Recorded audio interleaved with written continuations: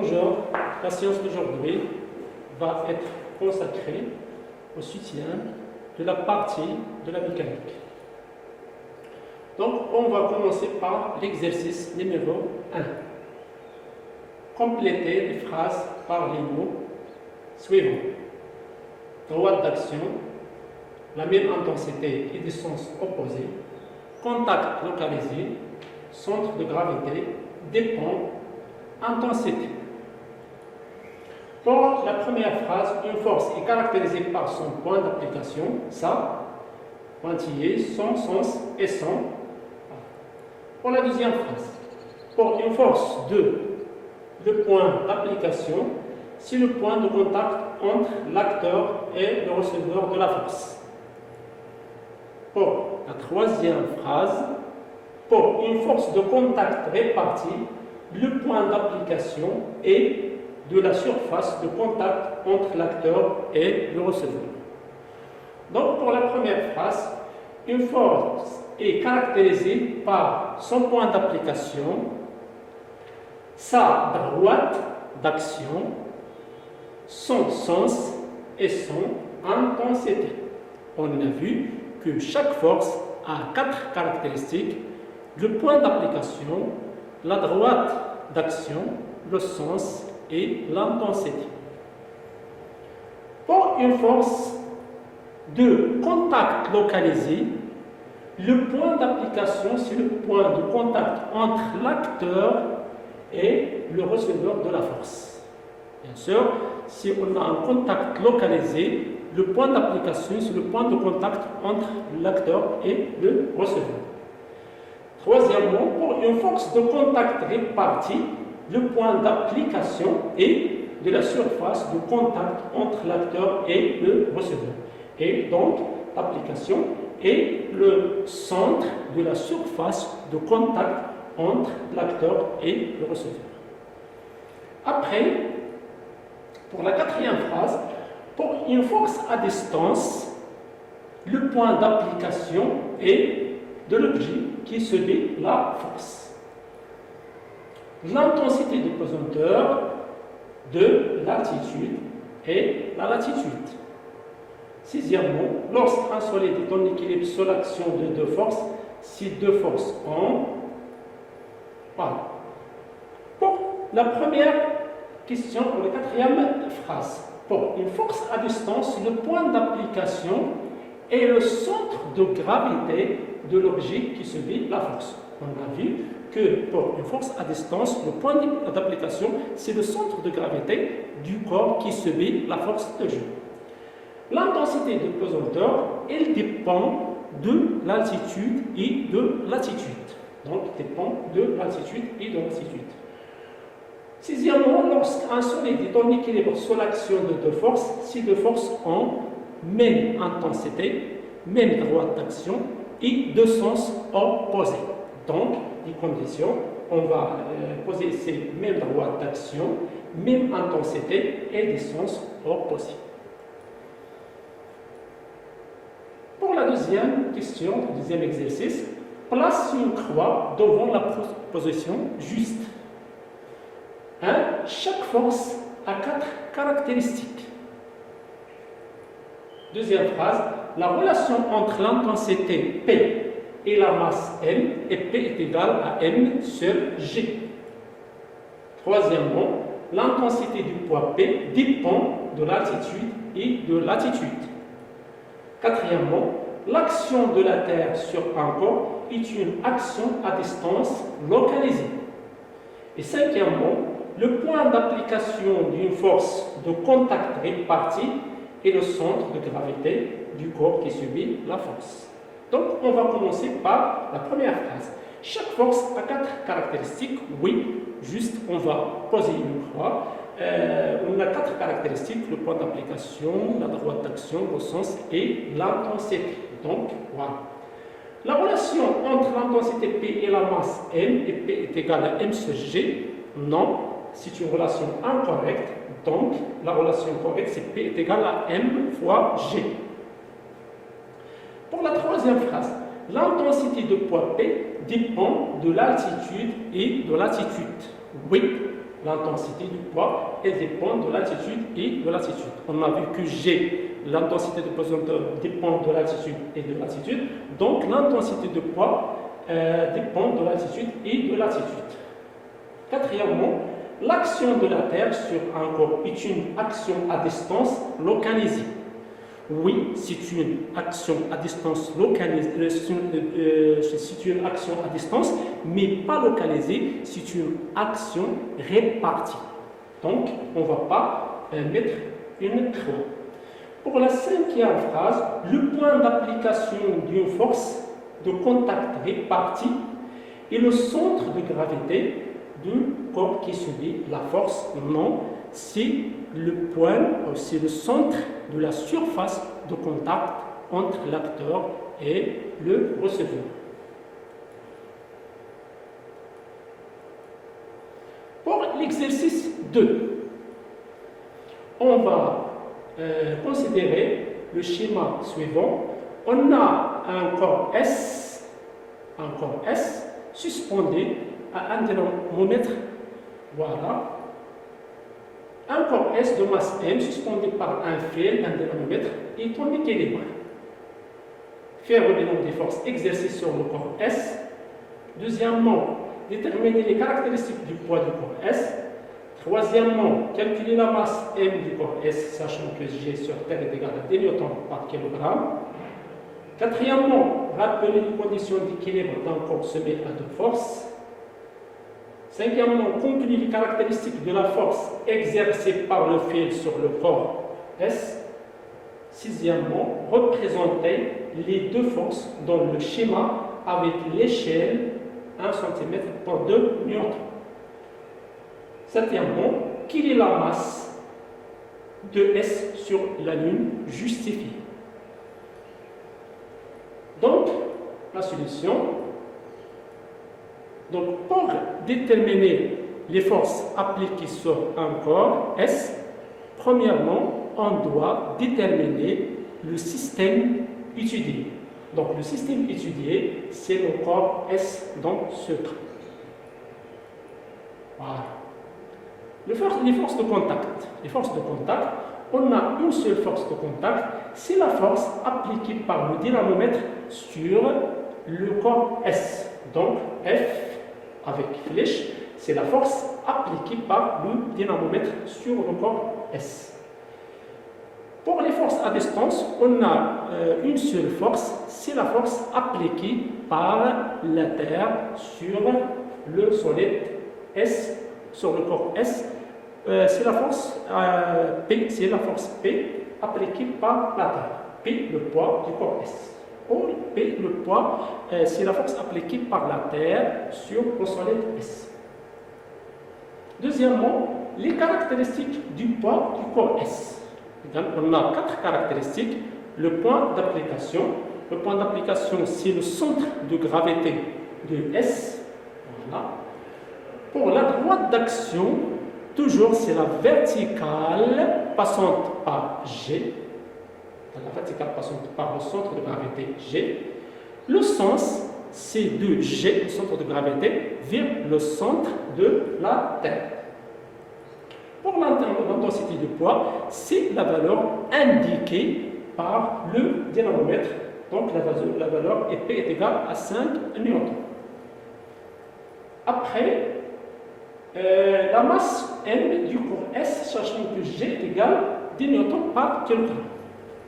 On va appliquer la relation P est égale à M fois G, la relation entre l'intensité du poids et la masse. Puis, on va tirer la masse, donc la masse égale à P divisé par G. On a P est égal à 5 newtons, l'indication de dynamomètre. Et puisqu'on a G est égal à 10, d'après les données, voilà, alors M va être égal à 0,5 kg. Donc, lorsqu'on calcule M à partir de cette relation, M est toujours en kilogrammes. Les conditions d'équilibre d'un corps se mettent à deux forces. Lorsqu'un corps est en équilibre sous l'action de deux forces, les deux forces ont la même intensité, la même droite d'action et de sens opposé. Donc, lorsqu'un solide est en équilibre sous l'action de deux forces, ces deux forces ont même droite d'action, même intensité et de sens opposé. C'est les conditions d'équilibre d'un corps solide soumis à deux forces. Cinquièmement, les caractéristiques de la force exercée par le fil sur le corps S. Donc, on a le schéma. Donc, la force appliquée par le dynamomètre, le point d'application, c'est le point A, c'est le point de contact entre le dynamomètre et le corps S. Donc, le point d'application, c'est le point A. La droite d'action, c'est la verticale passante par A. Donc, la verticale passante par le point A et par G. Le sens de la force appliquée par le dynamomètre sur le solide S est de A vers le haut, ou de A vers B. Donc, voilà. L'intensité, on a le corps S est en équilibre sous l'action de deux forces. Donc, les deux forces ont même intensité. Donc, l'intensité F va être égale à l'intensité P égale à 5 newtons. Donc, sa valeur est la valeur de P. Alors, F égale à P égale à 5 newtons. Représenter les deux forces dans le schéma avec l'échelle 1 cm par 2 newtons. Pour la représentation, on représente toujours la force avec une flèche. La flèche a pour origine le point d'application. Donc, la flèche fait le départ du point d'application. La flèche est confondue avec la droite d'action. Le sens de la flèche est le sens de la force et l'intensité ou la longueur de la flèche dépend de l'intensité en utilisant l'échelle. On va expliquer ça. Donc, on a l'intensité égale à 4 newtons. Et puisqu'on a l'échelle d'un newton égale à 1 cm, donc la flèche va être, l'origine de la flèche va être en G pour le poids P. Elle est dirigée le sens vers le bas et la longueur de la flèche est 2 cm. Pour la force F, on va la représenter par une flèche, son origine étant A, voilà, alors on ajoute SCP. Donc pour F, l'origine de la flèche de F, la force appliquée par le dynamomètre est du A vers le haut et on ajoute F avec flèche et SCP avec flèche. Donc on remarque que les deux forces ont même longueur, même intensité, même droite d'action et deux sens opposés. Donc voilà. Septièmement, la masse de S sur la Lune, elle va rester M égale de 0,5 kg car la masse ne varie pas avec le lieu. Le poids varie, mais la masse ne varie pas avec le lieu. Après ça, on va passer à l'exercice numéro 3. Donc, un élève tire l'extrémité du fil d'un dynamomètre comme la montre la figure ci-contre. Voilà. Quel est le type d'action mécanique exercée par la main sur le fil? Quelles sont les caractéristiques de la force exercée par la main de l'élève sur le fil du dynamomètre? Troisièmement, représente cette force en choisissant comme échelle 1 cm par 2 newtons. Donc, la solution, le type d'action mécanique exercée par la main sur le fil est une action mécanique de contact localisé. Donc, le contact entre la main et le fil est localisé, il se fait en un seul point. Donc, c'est un contact localisé. Deuxièmement, les caractéristiques de la force exercée par la main de l'élève sur le fil du dynamomètre sont le point d'application. Donc, le point d'application, c'est le point de contact entre la main et le fil. Donc, c'est le point A. La droite d'action, c'est la verticale passante par A. Voilà. Pour le sens, c'est du A vers le bas, car la main tire le dynamomètre vers le bas. L'intensité, la valeur F est égale à 8 newtons. Pourquoi? Parce que il est indiqué sur le dynamomètre l'intensité indiquée fois 2. Voilà. Donc, ici, l'indication c'est 4 newtons. Voilà. L'indication c'est 4 newtons, mais multiplié par 2 newtons. Donc, l'intensité va être égale à 8 newtons. Il faut faire attention ici. Pour la représentation de la force, nous choisissons comme échelle 1 cm par 4 newtons. Donc, la force va être représentée par une flèche qui fait le départ de A, son origine étant A, vers le bas, et la longueur de la flèche va être 2 cm, car l'intensité est de 8 newtons, et 1 cm représente 4 newtons. Donc, voilà la flèche, la force F, voilà, avec flèche, et la longueur de la flèche, c'est 2 cm. Exercice 4. Un corset de masse M, suspendu par 2 dynamomètres, est en équilibre. Donc voilà, solide, et c'est encore C. On a le dynamomètre 2, le dynamomètre 1. Le dynamomètre 1 indique 4 newtons et le dynamomètre 2 indique 3 newtons. Faire le bilan des forces exercées sur le corps C.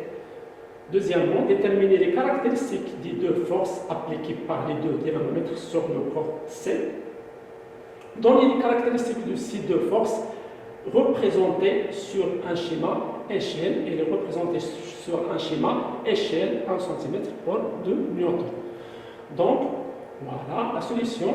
On va considérer le schéma. Donc, le bilan des forces exercées sur le corps C. Donc, premièrement, on va choisir le système étudié. Le système étudié, c'est le corps C.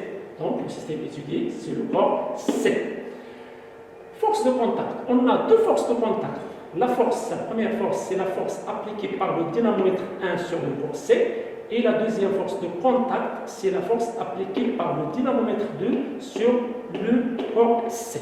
Ce sont deux forces localisées. Donc F1, la force appliquée par le dynamomètre 1, je vais appeler cette force F1. Pour la force, l'autre force, je vais l'appeler F2, la force appliquée par le dynamomètre F2. Puis, on a les forces à distance. On a une seule force à distance, c'est la force appliquée par la Terre sur le corps S. On va appeler P, le poids du corps S.